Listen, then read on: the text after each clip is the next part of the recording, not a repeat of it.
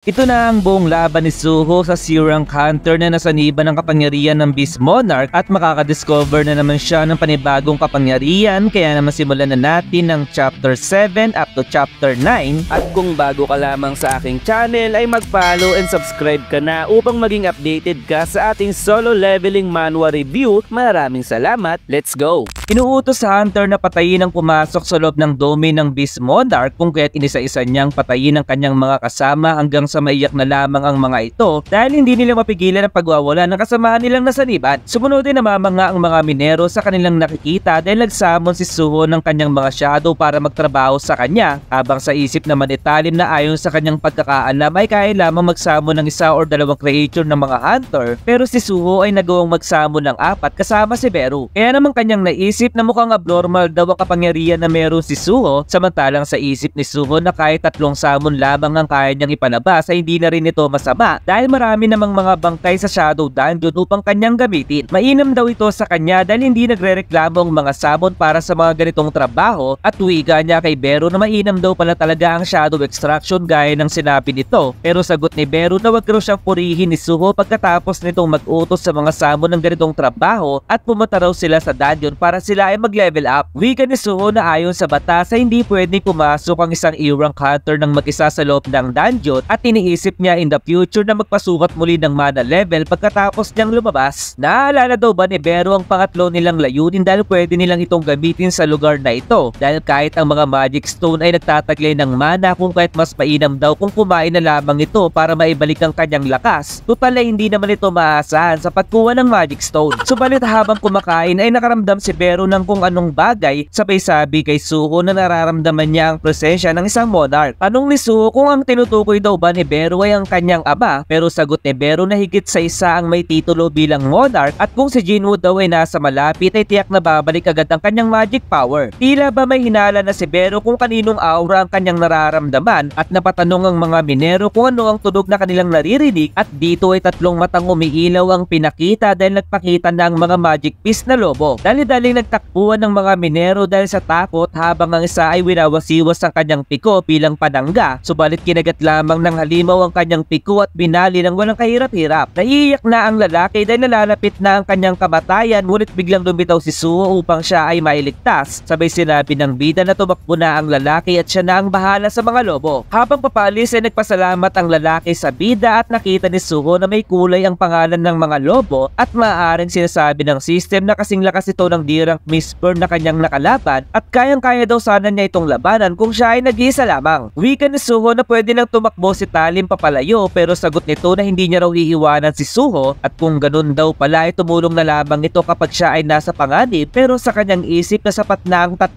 goblin para bantayan si Talim. Kumuha ng sandata si Suho sa kanyang inventory galing sa mga goblin na kanyang nakalaban, habang napapatunga nga naman si Talim dahil kaya din ni Suho na magsamo ng sandata. Agad sumugod si Suho patungo sa mga lobo at madali niya lamang itong hiniwas sa gitna, habang si Talim ay gulat sa nangyari at proud na proud naman ang 3 goblin sa ginawa ng kanilang master. Binanggit ni Suho ang salitang araw sa lobo, at habang papalapit ang dalawa sa kanya ay biglang nagulat ang mga goblin dahil nabawasan sila ng isa. Kalaban ni Suho ang isang lobo, habang ang shadow lobo naman ay kinagat ang isang lobo, samantalang sa isip ni Beru na madaling natutunan ni Suho kung paano gamitin ang shadow authority sa laban. Hindi raw nangangailangan ng mana ang pagkuha at pagsamon ng shadow, at kapag tumas na daw ang kanyang mana ay makakapagsamon na siya ng maraming bilang ng shadow at magkakaroon na din siya ng army. Ngayon ay nagawa ng patay ni Suho ang isa pang lobo, at sa paggamit muli niya ng arise ay nawala na naman ang isang goblin, kung kaya't ang goblin ay nagtataka at tila ba alam na ang susunod na mangyayari sa kanya, at sa pagkatalo ng pangatlong lobo ay naiyak na lamang ang goblin. Sa ngayon ay 3 lobo na ang panibagong samon ni Suho, pero biglang sinabi ni Talim na hindi pang i-rank ang physical abilities ni Suho at kaya pa nitong magsamon mula sa patay na magic piece. Sa isip ni Suho na masyado siyang naging excited at paano kaya niya ito ipapaliwanag, samantalang sa isip ni Talim na maaari isang false ranker si Suho at nagsinungaling lamang ito sa kanyang rango. Biglang nagulat si Suho dahil nagkaroon siya ng quest kung saan kailangan niyang patayin ang isang kalaban, at nagtataka ito dahil nagawa niya ng patayin ang lahat ng lobo, pero biglang nagpakita sa kanila ang isang hunter mula sa strike team. Hawak-hawak ngayon ng hunter ang espada na may sumpa, at lumapit si Talim para sabihin na sinalakay sila ng mga magic piece kung kahit ano daw kaya ang nangyari, pero si Suho ay pinipigilan itong lumapit sa hunter dahil dahil nakakaramdam siya ng hindi maganda. Biglang inatake ng Hunter si Talim pero buti na lamang ay nagawa siyang mahila ni Suho papalayo kung kaya't hindi siya tinamaan ng sandata. Nawalan ng malay si Talim dahil sa sobrang kaba habang pinatake naman ni Suho ang kanyang mga lobo, sabay napapamura ang bida dahil kailan pa raw naging uso ang pagkawala sa katinuan ng mga Hunter upang maging Magic Beast. Nakikita ni Suho na kulay red ang pangalan ng Hunter dahil sinaniban ito ng halimaw at kapag mas lalong pula daw ang pangalan ng halimaw ay sanyalis lamang na ito ay delikado gaya na lamang nung naging laban niya sa paaralan. Tinanong niya kay Bero na hindi raw ba ito isang monarch gaya ng kanyang ama at sagot naman ni Bero na kahit taglay nito ang energy ng monarch ay masyadong mahina ito para maging monarch pero hindi ibig sabihin na kaya na itong labanan ni Suho. Kaya naman nilabas muli ni Suho ang kanyang inventory sabay sabing gaya daw ng sinabi ni Bero ay ginawa ang system para tulungan siyang lumakas kung kaya't ibig sabihin lamang daw ay binigyan siya ng quest dahil alam nito na siya ay mananalo at ang pinakamahalaga daw ay kailangan niyang lumakas para makita niya na agad ng kanyang magulang. Subalit madali lamang tinapos ng halimaw ang tatlong shadow ni Suho habang ang bida ay nasabing tatalunin niya raw ang halimaw na may pulang pangalan upang mas maging mabilis ang kanyang paglakas. Sa isip ni Bero na kahit paulit-ulit nang hinaharap ni Suho ang mahihirap na pagsubok ay ni minsan na hindi ito tumakbo sa laban at kahit mahina pa ito ngayon ay nakikita niya si Jinwoo sa katauhan ni Suho. Ang totoong anyo daw ng kalaban ay isang espada at kung magagawa ni Suho na maputol ang kamay ng host ay wala na itong magagawa pa pero napansin ng Hunter ang balak ni Suho dahil sa ngayon ay pinasugod niyang muli ang kanyang mga lobo. Kinagat ng isang sandata ng kalaban habang si Suho ay nagulat dahil lumitaw ang mga shadow pagkatapos niya itong bigyan ng mana at wika ni Bero na silang mga shadow ay may astral na anyo at magagawa nilang makarecover hanggat may supply sila ng mana. Ano raw ang masasabi ni Suho sa kapangyarihan ng Shadow Soldier? Subalit madali lamang itong pinapatay ng kalaban at tanong ni Suho na yun daw ba ang tinutukoy ni Bero na kapangyarihan pero tugon ni Bero na mahina pa daw kasi ang mana na meron si Suho. Tanong ng kalaban kung paano daw nagagamit ni Suho ang kapangyarihan ng Shadow Monarch at habang nagulat ang bida dahil nakakapagsalita pala ang kalaban ay sinabi ni Bero na sino daw ba ang espiritong ito para tawagin ang anak ng Shadow Monarch bilang basura. Hindi niya raw akalain na makikilala niya ang anak ng Shadow Monarch dahil si Jinwoo daw ay kalaban ng Beast Monarch at kahit pasurpresa ang ginawang atake ni Suho ay nagawa niya itong masangga. Tanong ni Suho kung pwede na raw ba nilang simulan ng kanilang laban at dito ay madaling sinisira ng kalaban ang bawat sandatang binabato ng bida at nasabi ni Suho na gaya daw ng inaasahan niya sa may pulang pangalan ay hindi ito madaling pabagsakin. Kung ganun daw pala ay kailangan niya itong daanin sa dami ng bilang at gamit ang kanyang ruler's authority ay pinaulanan niya ito ng mga sandata pero nakakayanan pa rin itong sanggahin ng kalaban. Ito raw ang kakayahan ng ruler's authority ni Suho na pinakita niya noong siya ay bata, subalit kahit ganun pa man ay masasabing malakas ang kalaban dahil hindi siya tinatamaan ng mga sandata. Nagawa niya nang makalapit kay Suho at naputol niya ang sandatang hawak nito at kung magpapatuloy daw ang ganito ay hindi siya makakahanap ng pagkakataon para makaganti. Kung tatamaan daw siya ng kahit isang beses ay tiyak na siya ay mamamatay at kung patatagalin pa niya ang laban ay mawawalan din siya ng pag-asang manalo. Tanong ng kalaban kung pagtakbo na lamang daw ba ang kayang gawin ni Suho dahil maaaring ganito din daw ang Shadow Monarch sapagkat nagtatago daw ito sa likod ng kanyang mga shadow. Medyo nainis si Suho dahil magaling daw mang trash talk ang kalaban pero sa kanyang isip na kahit naiinis siya nito ay hindi siya confident na labanan nito ng harapan. Pinakita ang nakaraan kung saan tinanong ni Suho kung bakit hindi bumalik ang kanyang power nang matanggal ang kanyang seal at sagot ni Bero na noong sinil ni Jinwoo ang power ni Suho ay noong sanggol pa lamang ito kung kaya't pwede nilang sabihin na magsisimula ang pagbalik ng power ni Suho noong siya ay sanggol pa lamang din. Kung babalik daw ang power ni Suho simula nang matapos nito ang tower ay tiyak na sapat na ang kapangyarihan nito para kalabanin ng mga Itarim. Subalit ang kanyang naranasan ay hindi pa naginip o katotohanan dahil pagsubok lamang ito kung paano niya i-handle ang kanyang kapangyarihan. Inaasahan na daw nilang mawawala ang physical na lakas ni Suho pagkatapos niyang malagpasan ng pagsubok pero ang karanasan daw nito sa tower ay hindi masasayang dahil kailangan lamang daw ni Suho na alalahanin ang pakiramdam at fighting spirit nung siya ay nakikipaglaban. Naalala daw ni Suho ang pakiramdam niya nung siya ay nasa tower dahil halos kami lamang ang kanyang gamit sa laban at kung may gauntlet lamang daw siya ngayon gaya noon at bigla niyang naalala ang sinabi ni Bero na sila ay may astral na anyo. Kung iisipin niya raw mabuti ay kaya ni Bero na baguhin ang kanyang anyo at dito ay pinalabas niya ang kanyang mga shadow pero sinabi ng kalaban na hindi ba nare-realize si Suho na hindi gumagana ang ganong klaseng pakulo sa kanya. Ngayon ay una daw niyang hihiwain si Suho pero ang mga shadow lobo ay tila ba sumasalib sa kamay ng bida at sa pagtama ng sandata ng kalaban kay Suho ay pinakitang nagawa niya itong sanggahin gamit ang kanyang gauntlet na gawa sa shadow. Nag-level 2 na ang shadow extraction extraction ni Suho kung saan kaya niya nang baguhin ang anyo nito at sa pamamagitan daw ng kanyang sandata ay magagawa niya ng makipagsuntukan sa kalaban. Dito ay nagpalitan ng pagsuntok at paghiwa ang bawat isa habang si Beru ay namamanga sa ginawa ni Suho sa kanyang mga shadow dahil nagawa nito ang next level sa pagkontrol ng shadow kahit hindi siya tinuturuan ng kanyang ama na si Jinwoo. Ang combat ability daw na pinapakita ni Suho ang paggamit nito sa Ruler's Authority at ngayon naman daw ay kung paano nito ginamit ang Ruler's Authority sa ibang paraan ay sadyang nakakamangha. Ngayon ay nagawang masuntok ni Suho sa sikmura ang kalaban kung saan napalipad ito papalayo pero kahit ganun pa man ay hindi pa din sumusuko ang kalaban. Ang lahat ng sandata sa lupa ay nagsiangatan kung saan gagamitin ito ni Suho kasabay ng kanyang pag-atake at sa mga oras na ito ay nagawa niyang mahiwa ang kamay ng kalaban sa kanan habang nasabi ni Beru na isang prodigy daw talaga si Suho na may tuturing. Medyo nagkalala daw si Suho dahil kulay pula ang pangalan nito at wika ni Beru na hindi niya pinagdudahan na si Suho ang mananalo sa laban at sagot naman ni Suho na halata namang nagsisinungaling si Beru. Hindi na raw masama ang resulta dahil nakatuto siya ng panibagong paraan ng pakikipaglaban at nakatanggap siya ng runestone kung saan panibagong skill na naman ang kanyang natanggap. Medyo alam na daw ni Suho kung paano niya gamitin ang skill na Storm Slash kung kahit bakit daw hindi nila ito subukan sa kanyang sandata. Naiinis ang espada dahil hindi niya raw akalain na matatalo siya sa kamay ng anak ng Shadow Monarch, subalit hindi pa raw nagtatapos ang lahat dahil sa oras na hawakan siya ni Suho ay lalamunin niya ito dahil natural na sa mga tao ang pagiging greedy. Subalit nagtaka ang espada dahil nagawa siyang makuha ni Suho ng walang problema at ang kulay pula niya dati na itsura ay naging kakulay na din ng mga shadow. Meron daw palang tao na hindi niya kayang i-dominate sa pamamagitan ng kapangyarihan ng Beast Monarch at ngayon ay meron ng panibagong sandata ang ating bida. Sinubukan niyang gamitin ang bago nitong skill na Storm Slash sa bago niyang sandata, subalit naubos agad ang kanyang mana sa isang paggamit lamang pero gusto niya daw ang magic power na nilalabas nito. Nagkaroon na ng malay si Talim at tanong nito kung ano ba ang nangyari at sa kanyang pagkagulat ay sinabi ni Suho na mahaba ang kanyang ikukwento at gusto raw ba niya itong marinig habang sila ay lumalabas. Nasa labas na sila ng gate at titignan daw ni Suho kung may iba pang nakaligtas sa loob ng dungeon habang sa isip ni Talim na isang irang si Suho na kayang magsamo ng creature at paano daw naging ganito kalakas ang bida. Hindi na raw importante pa kung ano ang kanyang naiisip dahil ang mas mahalaga ay niligtas ni Suho ang lahat ng tao na nasa kanyang harapan. Sumunod ay pinakitang kinakalaban ni Suho ang ibang lobo at ngayon ay nag-level up na naman siya ng isang beses at tugon ni Beru na hindi dapat sayangin ng bida ang lahat ng magic piece sa loob ng dungeon na to. Biglang nagtanong si Suho sa espada kung bakit biglang bumaba ang attack power nito ngayon at sagot naman ng espada na sa palagay daw ba ni Suho ay makikipagtulungan siya sa anak ng Shadow Monarch. Wiga ni Beru na nakakaiya naman daw ang ability na meron ng espada dahil gumagana lamang ito sa maihina pero sagot ng espada na sino daw ang hunter na tatargetin ng mas malakas sa kanya, ngunit sagot ni Beru na si Suho daw ay mas mahina sa espada pero nagawa siyang talunin ito. Sa isip ni Suho na noong una daw ay nagsasalitang insekto at ngayon naman daw ay nagsasalita namang espada at ngayon ay dumako na siya sa altar kung saan natagpuan ng sandata. Nakita niya ang bangkay ng mga hunter at nasabi ni Beru na walang nakaligtas sa mga ito at wika naman ng sandata na ginawa niya lamang ang kanyang misyon na bantayan ng lugar ng Beast Monarch. Subalit hinawakan siya ni Suho sabay binaon siya sa semento dahil maaari daw ba itong tumahimik muna at sinabi ng system na pwede niyang gamitin ng shadow extraction sa mga bangkay. Wika ni Beru na kahit anong bangkay ay pwedeng maging shadow soldier pero nang babalaki niya na ito ay bigla siyang huminto at pinili na lamang na bitbitin ng mga bangkay palabas ng dungeon. Tanong ni Beru kung hindi raw ba gagawing shadow soldier ni Suho ang mga hunter at sagot naman ng bida na kapag ginawa niya ito ay para lamang siyang nagparusa. Sinabi daw ni Beru na ang lugar na ito ay pagmamayari ng isang monarch kung kaya't ang kanyang tanong na maliban sa kanyang ama ay ano ba talaga ang mga monarch at konektado ba ito sa Itarim. Maaari daw isipin ni Suho na ang Itarim ang kasalukuyang kalaban ng kanyang ama at ang mga monarch naman ay mga dating kalaban nito at nasa siyam daw ang bilang ng mga monarch kasama ang kanyang ama. Si Jinwoo daw ang King of the Dead na Monarch of Shadow, meron ding King of Beast na Monarch of Fangs, ang Reyna ng mga insekto the Monarch of Plague, ang King ng mga monstrous humanoids the Monarch of Iron Body, ang Hari ng mga demon the Monarch of White Flames, ang King of Giants the Monarch of Beginning, ang King ng Snowfall the Monarch of Frost, ang King ng Demonic Spectre the Monarch of Transfiguration, at ang pinakamalakas sa lahat na King of Berserk Dragons the Monarch of Destruction. Kahit na nga raw ba nagtataglay ng malakas na kapangyarihan ng mga monarch ay namatay sila sa kamay ni Jinwoo at sagot ng espada na tama ang sinabi ni Beru dahil ang Shadow Monarch ang pumatay sa kanyang master. Kung taglay lamang daw niya ang totoo niyang lakas ay nagawa niya ng patayin si Suho at ipakain ito sa mga lobo pero sagot ni Suho na na hindi naman sa hindi niya naiintindihan ang pakiramdam ng espada, pero pinagtanggol lamang daw ng kanyang ama ang Earth laban sa mga Monarch, at ganun din naman daw ang ginawa ng sandata kung kahit ang dalawang panig ay kumilos lamang para protektahan ang mahalaga sa kanila. Pero naguguluhan daw siya sa isang bagay dahil bakit kailangan siyang patayin ng sandata porket anak lamang siya ng Shadow Monarch, dahil kung ang misyon daw nito ay protektahan ng lugar na ito ay katangahan na masasabi ang ginawa nitong magalit sa Shadow Monarch porket natalo lamang nito ang kanyang master. Nais niya raw makita ang kanyang magulang pero hindi niya ito magagawa dahil sa mga nilalang na gustong sakupin ang kanilang mundo, at gagawin niya ang lahat ng pwedeng gawin basta makamit lamang niya ang kanyang layunin. Kung nagsimula na raw kumilos ang Itari, may tiyak na hindi makakaligtas ang lugar na ito, at kung tutulong daw ang sandata sa kanya ay tutulungan daw siya ni Suho na protektahan ng lugar na gusto niyang protektahan. Napaisip ang sandata sa sinabi ni Suho at muling sinabi ng bida na maganda raw kung magsasanib puwersa ang anino at ang pangil. Sumunod ay pinakita si Palin kung saan tinatanong siya tungkol sa nangyari sa loob ng dungeon, at bilang tugon nito nasasabihin niya raw ang lahat, pero sa kanyang isip na ito ang magandang pagkakataon para makabayad siya ng utang na loob sa ating bida sa pamamagitan ng pagkakaroon nito ng recognition kahit isa lamang siyang E-rank. Sa gabi ay nagkaroon ng article tungkol sa ginawa ni Suho sa paglaban niya sa mga lobo at sa pagliligtas niya sa mga taong nasa loob ng dungeon. Pinakita naman ng isang lalaki kung saan sinabi niya na kailangan nilang mamili ng ilang porter, at sa guild ng Black Tortoise ay pinag-uusapan nila na kailangan nilang mag-recruit ng ilang E-rank hunter. Wika ng isang lalaki na ano daw ang masasabi nila sa kanyang pinadalang pangalan, at dito ay nabasa ng isa ang tungkol sa mga ginawa ni Suho at nagulat dahil isa lamang itong E-rank hunter. Kung makukuha daw nila si Suho ay tiyak na puputok ang balita tungkol sa kanilang guild dahil magkakaroon daw ng bayani ang mundo mula sa pagiging E-rank hunter.